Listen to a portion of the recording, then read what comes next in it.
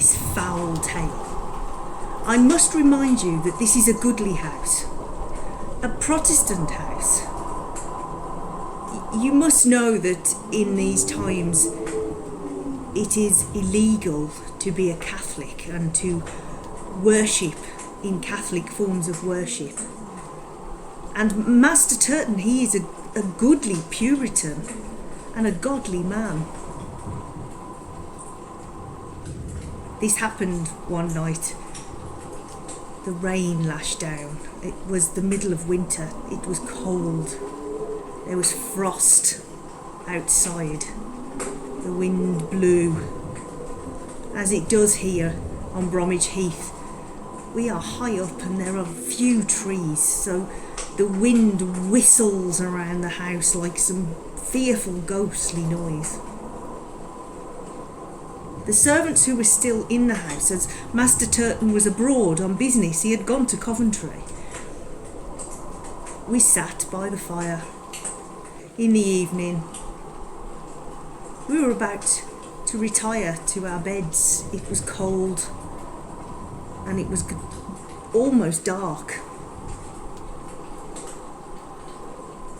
when suddenly there was a knock at the door. We opened the door to find a traveller there. He was wet and bedraggled. He had travelled through the most foul conditions, and being good Christian people, we brought him into the house and we gave him food and we gave him pottage and we gave him drink. Master Turton keeps much ale, so there could be no reason not to allow this traveller to have a little sustenance. We started talking to him, and all the other servants had gone to bed, and there was just me and one of the senior male servants from the Master Turton's farm. And as we started talking to him, we realised that this was no ordinary traveller. This was no godly Puritan. This was a Catholic priest.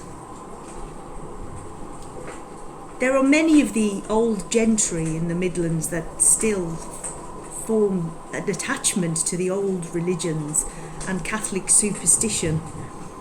So he seems to have been on his way to a house of some other gentleman and got caught in the weather on the heath and mistaken ours for a possible Catholic house.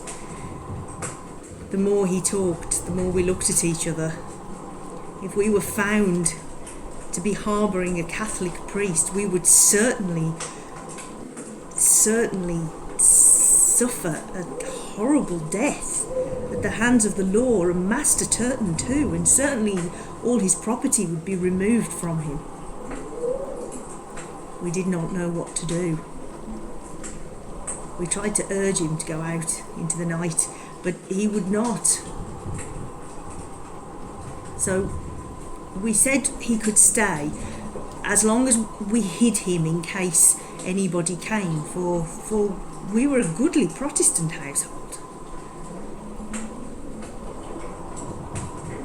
Oak House, like many houses, has many cupboards built into the walls so that we can keep valuables safe and lock them away, or cupboards around the chimney breast are used to keep linen from becoming damp. So he agreed to go into one of these cupboards.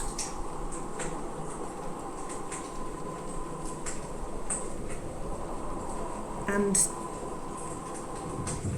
to our shame, to our necessity, we nailed the cupboard door down using Master Turton's own nails from his mill that had been produced there.